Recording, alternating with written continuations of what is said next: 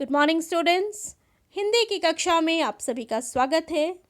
आज हम पढ़ेंगे अध्याय 14 कहानी, जिसका नाम है अनोखी तरकीब।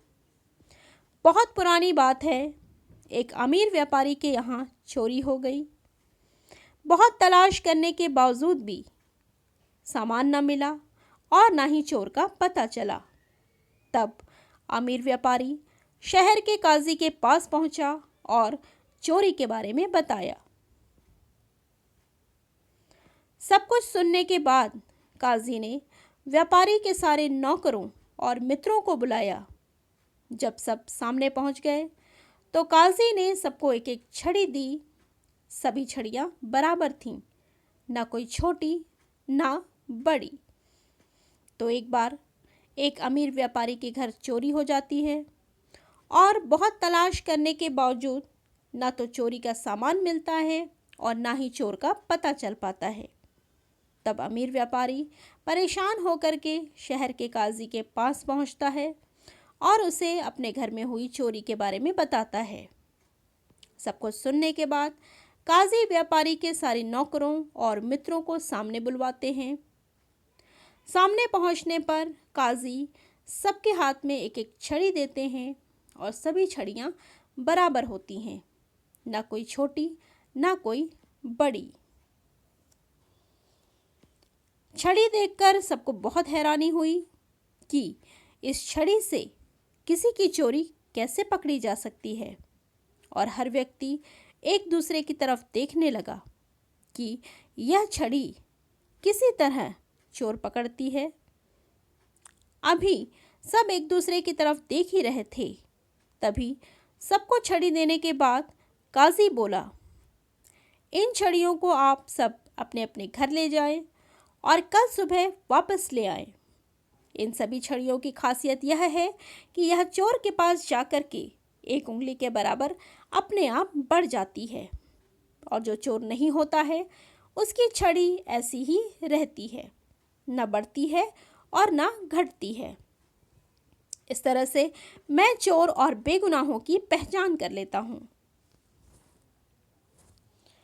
व्यापारी के घर पहुंचकर काजी सबको सामने बुलाते हैं और सबके हाथों में एक एक छड़ी देते हैं। और छड़ी देख करके सबको हैरानी होती है कि किस प्रकार से काजी इस छड़ी के द्वारा चोर को पकड़ेंगे। छड़ी देखकर काजी सबसे कहते हैं कि इन छड़ियों को आप सब अपने घर ले जा सकते हैं और इसे कल सुबह वापस ले आइएगा। और इस छड़ी की खासियत यह है कि यह चोर के पास जा कर के एक उंगली के बराबर अपने आप बढ़ जाती है और जो चोर नहीं होता है उसकी छड़ी वैसी की वैसी ही रहती है, ना तो बढ़ती है और ना ही घटती है। इस प्रकार से मैं चोर और बेगुनाहों को पकड़ लेता हूँ।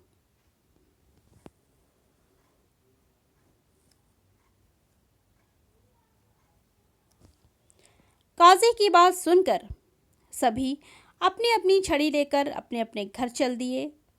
उन्हीं में व्यापारी के यहाँ चोरी करने वाला चोर भी था।